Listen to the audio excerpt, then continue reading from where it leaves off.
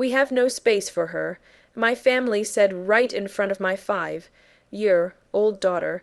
I swear I can still hear those words echoing in my head, sharp and cold like a knife. The way my dad said it, without even looking at me, and the way my little girl, Emma, looked up at me with confusion and tears in her eyes, that moment shattered something inside me. She didn't understand what they meant, but I did. It meant we're not welcome. It meant you and your daughter are nothing but a burden. And the worst part, they said it right there, in front of her tiny, innocent face. Tell me honestly, what would you do if your own family said that about your child? Would you swallow your pride and stay, or would you walk away forever? My story started 3 years ago.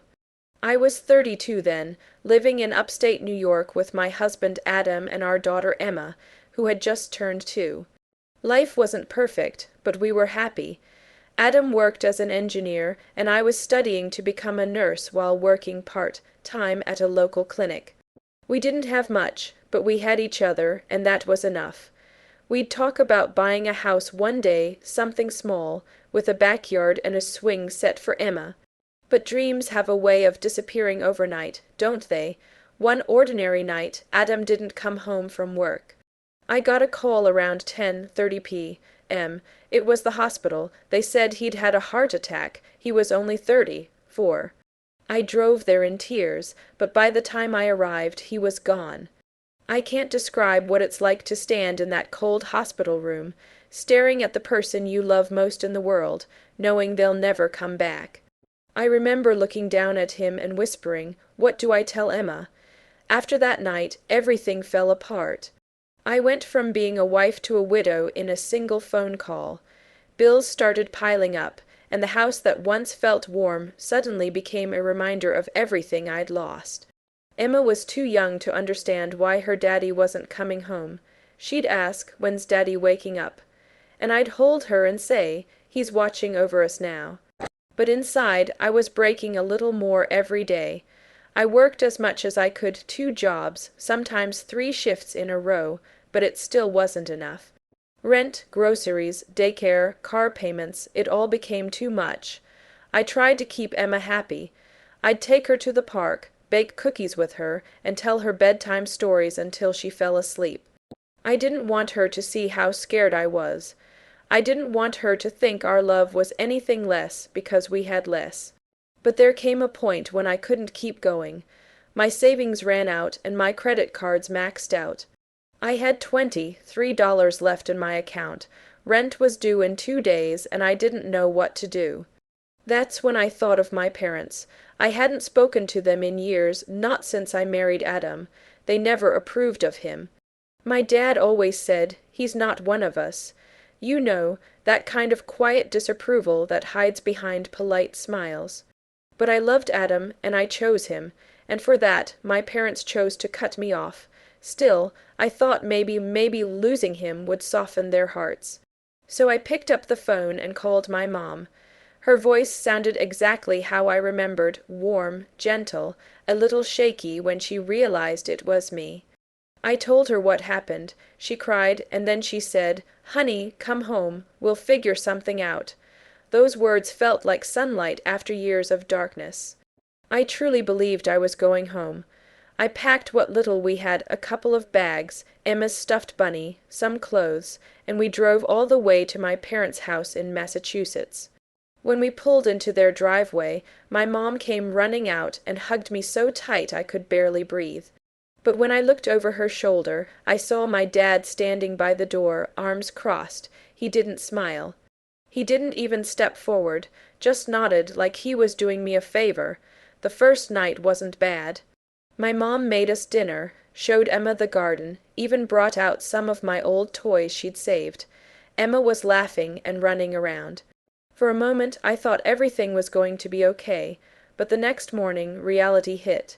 At breakfast, my dad folded down his newspaper and asked, "So what's your plan?"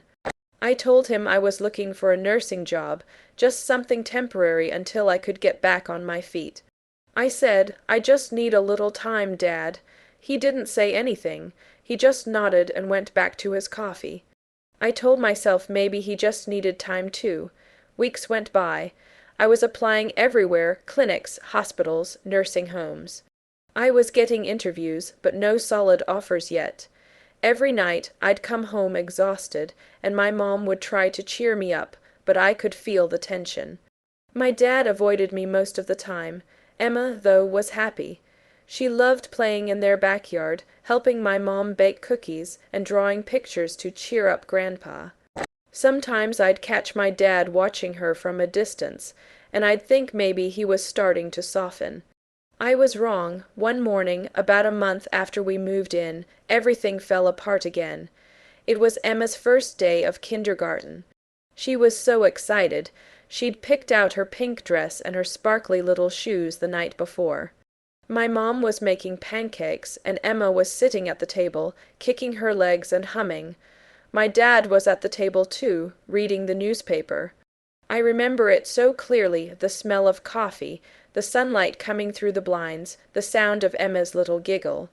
And then, out of nowhere, my dad put his paper down and said, "We've been talking. We don't have space for both of you here." I froze. I thought I heard him wrong. "What do you mean?" I asked. He sighed and said, "The house is small. It's not fair to your mother. You and Emma need to find somewhere else. Maybe a shared apartment or something." I stared at him, and for a moment I couldn't breathe. "Dad, I told you. It's just until I find a job, just a little longer." He shook his head. "We've already decided." And that's when Emma looked up at me. She didn't understand, but she knew something was wrong. Her voice was tiny when she asked, "Mommy, we can't stay here."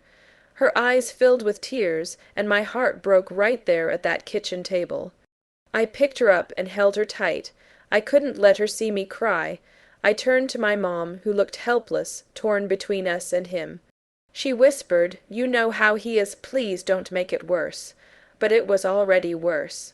I went upstairs, packed our bags again, the same bags I'd unpacked just weeks ago, and carried them to the car. My mom followed me to the door.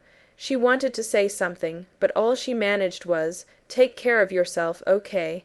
I looked at her and said, "We will." I drove away with tears streaming down my face, and Emma quietly humming in the back seat. I didn't even know where we were going. I just knew I couldn't go back.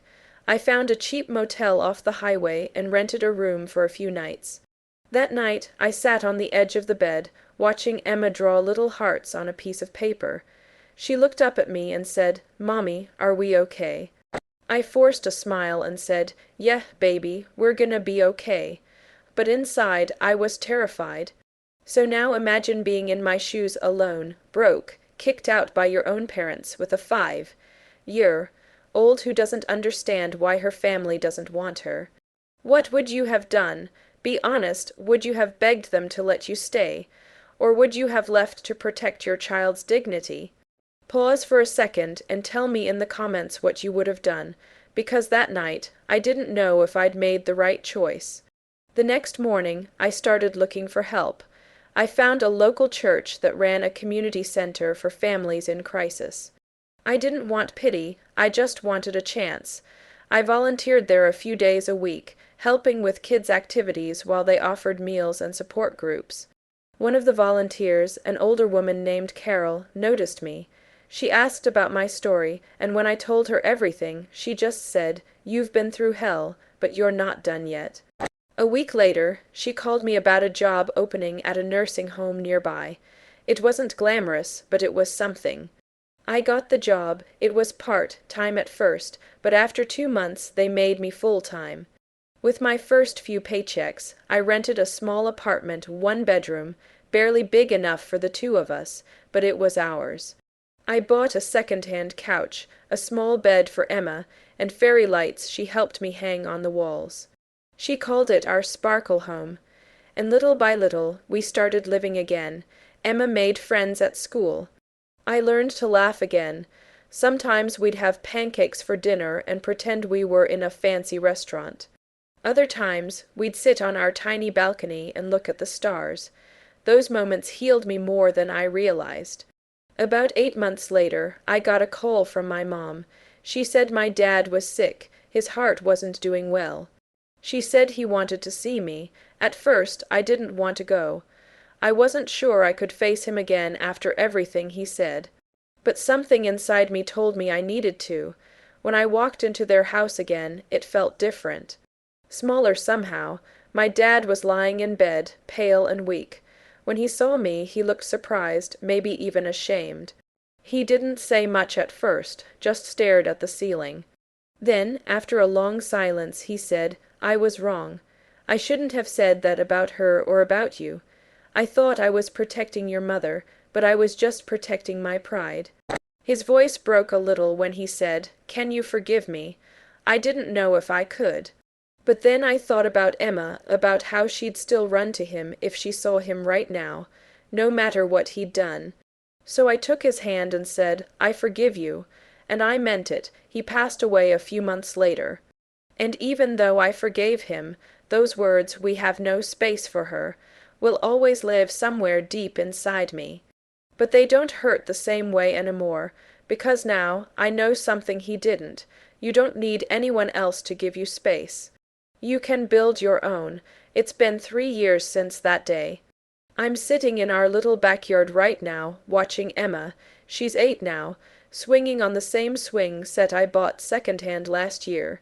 She's laughing, her hair flying in the wind, and I can't help but smile. We may not have much, but we have peace. And that's more than I ever had before. Sometimes I think back to that day in my parents' kitchen, the day they turned us away. I used to think that was the worst day of my life, but now I realize it was the day I learned how strong I could be. If you made it this far, thank you for listening. If you felt even a little of what I felt, please like this video. It really helps the channel and lets me know you were with me in this. And tell me in the comments, was I wrong to leave quietly? Should I have fought harder? I want to know what you think. And if you've ever been made to feel like there's no space for you, just remember sometimes that's the universe's way of telling you it's time to create your own space. Thanks for being here with me. Subscribe for more stories like this, and I'll see you in the next one. Red.